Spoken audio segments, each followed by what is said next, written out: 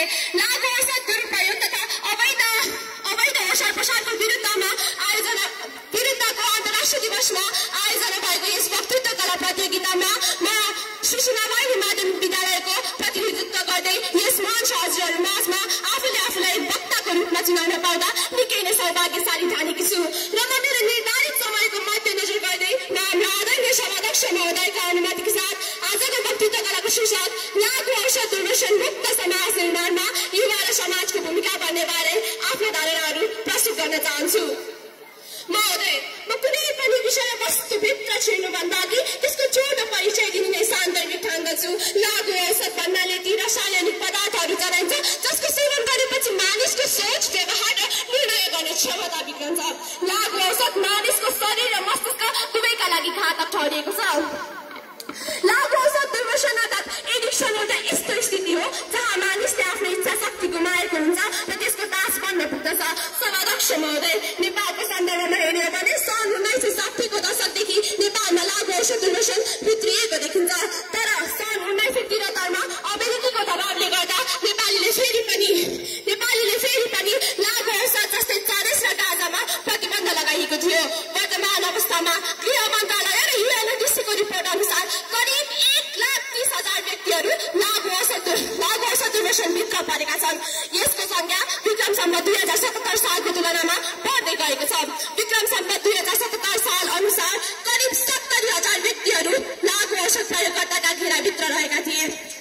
सभाध्यक्ष महोदय, कहिले काहीँ त लाग्छ विद्यालयको भेनेको विद्यार्थी किन चुरोटको धुवामा आफ्नो जिन्दगी बर्बाद गरिरहेको छ। घरमा सपना आफूले कि आमाको छोरो किन आज चप्पल बेच्दैछ र नसा खरिद गर्दै स्पष्ट छ। लापरवाही, पारिवारिक समस्या, साथीको सङ्गत, बेरोजगारी अनि कमजोरी आदि इत्यादि। यदि हामी आज मौन छौँ भने नि हामी पनि त्यसकै दोषी हौँ।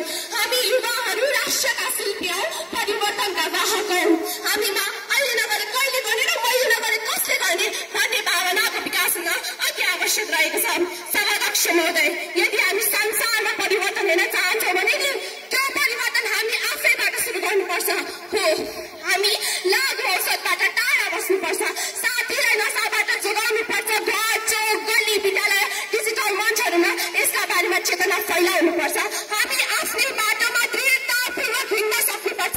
हो, यही नै हो हाम्रो सङ्कल्प।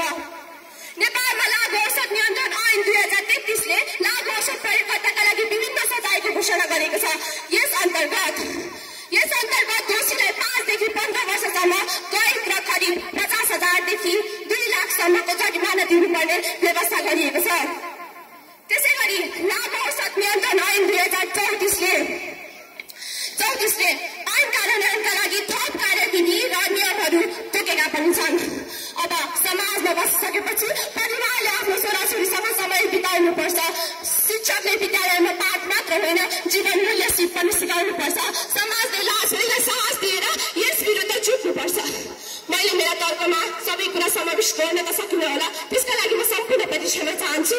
तर अब निष्कर्षमा 21औं शताब्दीका युग अर्थात् चेतना, प्रविधि र सम्भावनाको युग हो। तर अफसोस आज पनि हामी यसको चपेटाबाट बस्न सकिरहेका छैनौँ। त्यसर्थ आउनुहोस्, आजैबाट होइन अहिलेबाट नै हातमा हात राखी र कुममा कुम जोडी यस विरुद्ध लागू परौँ। चन्द्रमा छोएको मानवताले आज किन आफ्नै छोराछोरी बचाउन सकिरहेको छैन?